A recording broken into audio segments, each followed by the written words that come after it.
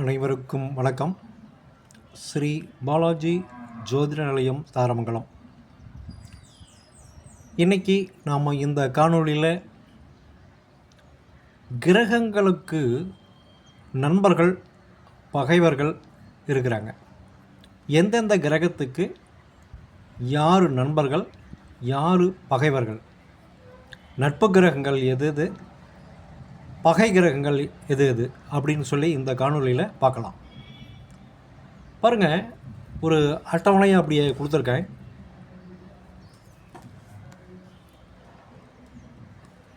சூரியனுக்கு நட்பு கிரகங்கள் பாருங்கள், செவ்வாய், சந்திரன், குரு. பகை கிரகங்கள் பாருங்கள், சனி, சுக்கிரன், ராகு, கேது. சூரியனுக்கு செவ்வாய், சந்திரன், குரு நண்பர்கள். சனி, சுக்கிரன், ராகு, கேது பகைவர்கள்.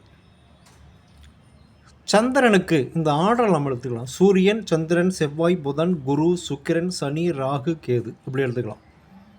9 கிரகங்களுமே. சந்திரனுக்கு நட்பு கிரகங்கள் சூரியனும் புதனும். பகை கிரகங்கள் ராகு, கேது மட்டும். ஏன்னா சந்திரன் அனைவரையும் நட்பு ரீதியாக தான் பழகுவார். செவ்வாய்க்கு சந்திரனும் குருவும் நண்பர்கள். செவ்வாய்க்கு சந்திரனும் குருவும் நண்பர்கள். செவ்வாய்க்கு கடுமையான பகைவர் யார் அப்படின்னா புதன் தான். புதனுக்கு நட்பு கிரகங்கள் சுக்கிரனும் சூரியனும்.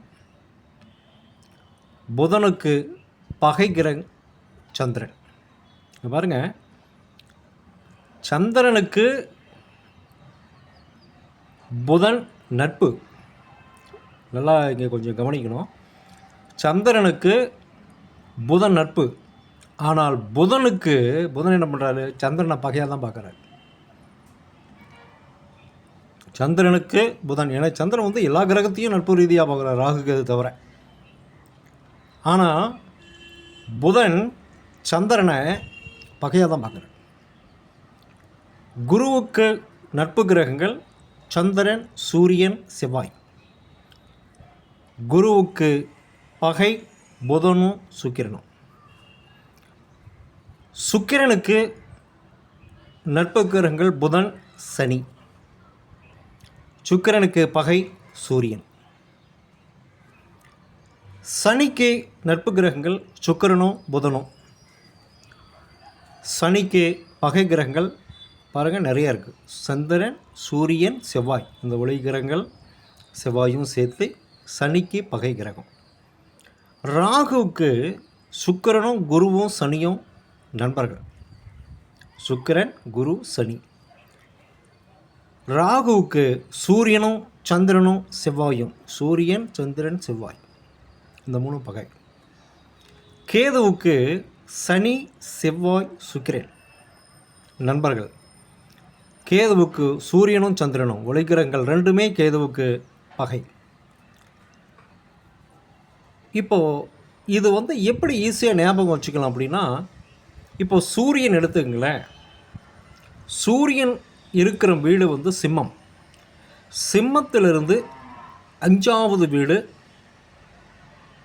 தனுசு. அதனுடைய அதிபதி குரு. அவர் நண்பராக தான் வருவார்.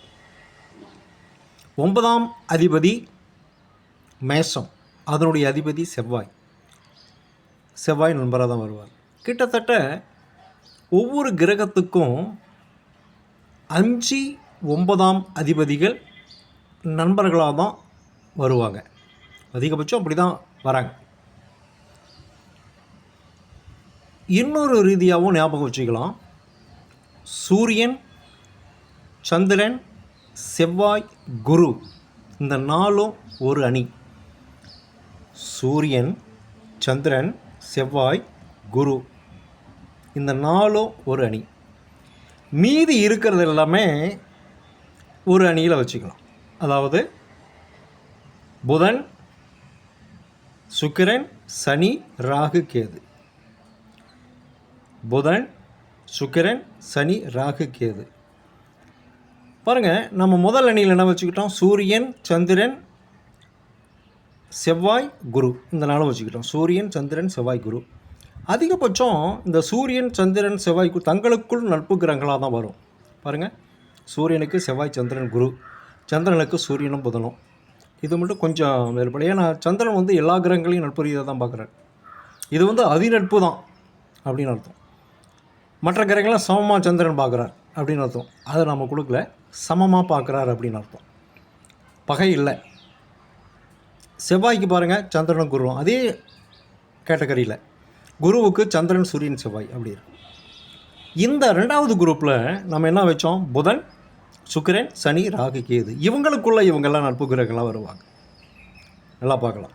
இவங்களுக்குள்ளே இவங்க நட்பு கிரகங்களாக தான் வருவாங்க. அடுத்த அணியில் இருக்கிறவங்க பகையாக வருவாங்க. இப்படி ஈஸியாக நம்ம ஞாபகம் வச்சுக்கலாம். நன்றி.